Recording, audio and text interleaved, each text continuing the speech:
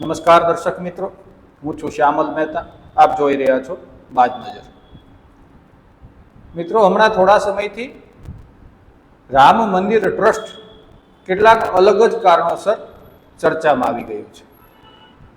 અત્યારે કોઈ આંદોલનની વાત નથી, કોઈ મંદિર નિર્માણની વાત નથી, પરંતુ આ મંદિરના સંચાલનની જેની જવાબદારી છે તે રામ મંદિર ટ્રસ્ટના સંચાલકો દ્વારા જ ચઢાવા ચોરીના આરોપો થયા છે.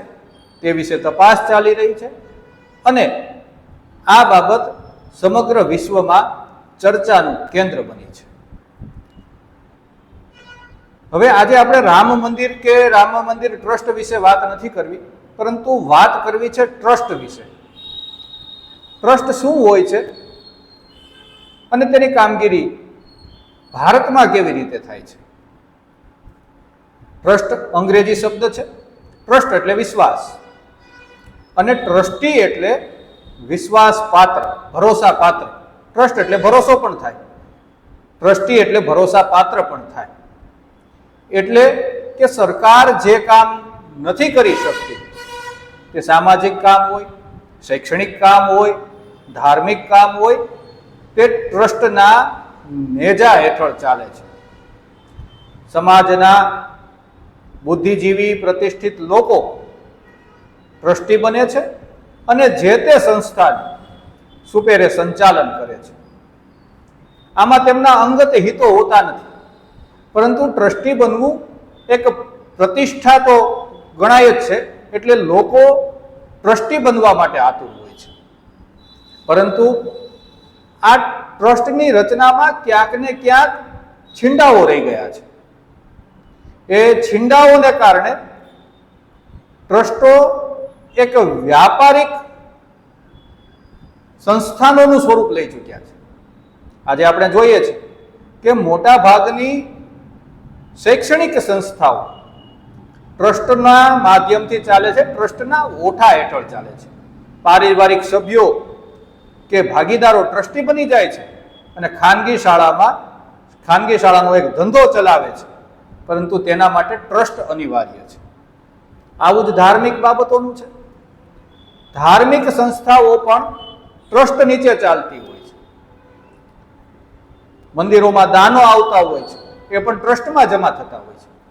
પરંતુ ઘણા બધા એવા ધાર્મિક ટ્રસ્ટો પણ છે જે ખાનગી પેઢીની જેમ વહીવટ કરતા હોય છે. ક્યાંક ને ક્યાંક કાળાના ધોળા કરવાનું કામ પણ તેઓ કરતા હોય છે. સામાજિક દ્રષ્ટિએ જોઈએ તો કોઈ જ્ઞાતિ સમાજ છે, તેઓ પણ ટ્રસ્ટોની રચના કરે છે. જ્ઞાતિના અગ્રણીઓ, આગેવાનો તેમના ટ્રસ્ટી બને છે. તેઓ જ્ઞાતિની વાડી બનાવે, જ્ઞાતિના વિદ્યાર્થી ભવન બનાવે, શૈક્ષણિક સામાજિક કામો કરે. આવું કામ તેઓ કરતા હોય છે. પરંતુ આમાં પણ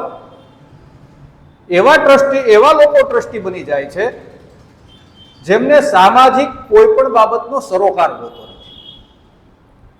અને આમાં જે સ્થાપિત થઈ ગયેલા ટ્રસ્ટીઓ હોય છે તે આવી સંસ્થાઓનો વહીવટ પોતાના હાથમાં રહે એટલા માટે શું કરે છે કે કોઈ આંગળી ઊંચી કરે તેવા લોકોને જ તેઓ ટ્રસ્ટી બનાવે છે. પરિણામે એ ટ્રસ્ટનું સંપૂર્ણપણે ખાનગીકરણ થઈ જાય છે. એ ટ્રસ્ટના સંચાલકો તેના માલિકો બની જાય છે. કોઈ કંપની ચલાવતા હોય, ખાનગી કંપની ચલાવતા હોય, તેવી રીતે ટ્રસ્ટોનું સંચાલન થાય છે. એટલે રામ મંદિર ટ્રસ્ટમાં જે ઉચાપત થઈ, તેમાં રામ મંદિર ટ્રસ્ટમાં ઘણા ટ્રસ્ટીઓ છે. અત્યારે 2 ટ્રસ્ટીઓના રાજીનામા થઈ ગયા છે. તો બાકીના ટ્રસ્ટીઓ કદાચ આંગળી ઊંચી કરવા વાળા હશે કે જ્યાં ઠરાવ થાય, આ ટ્રસ્ટની અંદર ઠરાવ કરવાનો હોય, તેમને સરકારી રાહે તેમને રજૂ કરવાના હોય, તેમના હિસાબો કરવાના હોય, આવું ઘણું બધું આવે ટ્રસ્ટમાં. તો જે ટ્રસ્ટીઓ આંગળી ઊંચી કરવા વાળા છે, માત્ર પ્રતિષ્ઠા માટે, માત્ર પોતે થોડોક સમાજમાં મોટો માભો ધરાવે છે તેવું બતાવવા માટે ટ્રસ્ટીઓ થયા છે, તેઓ જ્યાં ત્યાં સહી કરી દે છે. પરિણામે આવી ઉચાપતો થાય છે. આવી ઉચાપતો આ તો રામ મંદિર ટ્રસ્ટની વાત છીંડીએ ચડેલા ચોર જેવી છે.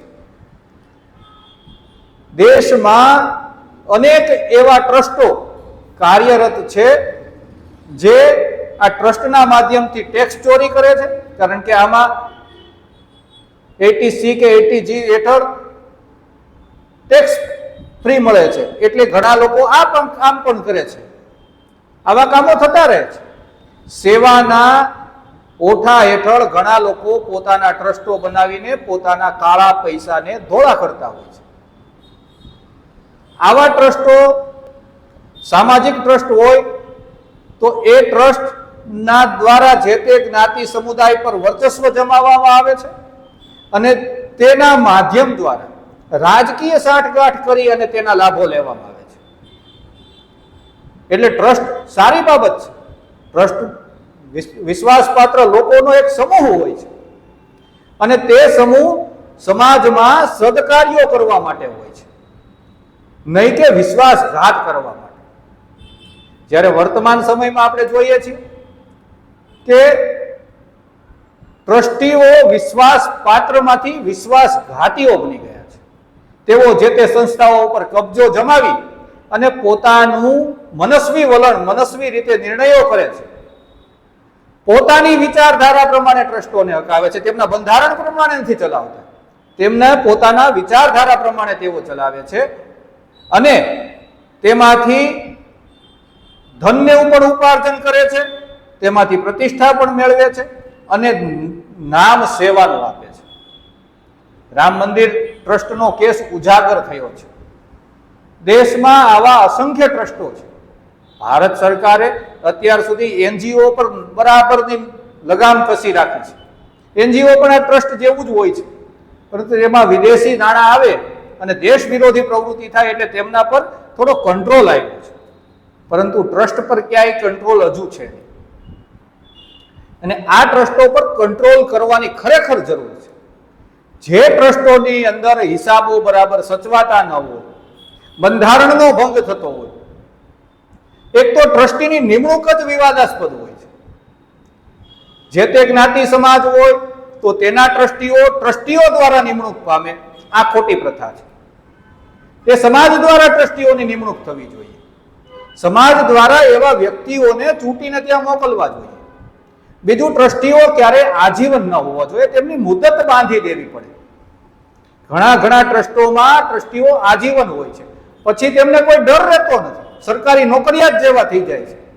તેમને કોઈ વાતનો ડર રહેતો નથી કે ભાઈ અમને આમાંથી મુદત પૂરી થશે તો અમારે જતા રહેવું પડશે. તેઓ આજીવન વયોવૃદ્ધ ઉંમર સુધી તે સ્થાનને ચીટકી રહેશે. એટલે ટ્રસ્ટોનું કામ, ટ્રસ્ટ વિશ્વાસપાત્ર લોકોનો સમૂહ છે અને ટ્રસ્ટીઓ ભરોસામંદ લોકો હોય છે, ભરોસાપાત્ર લોકો હોય છે.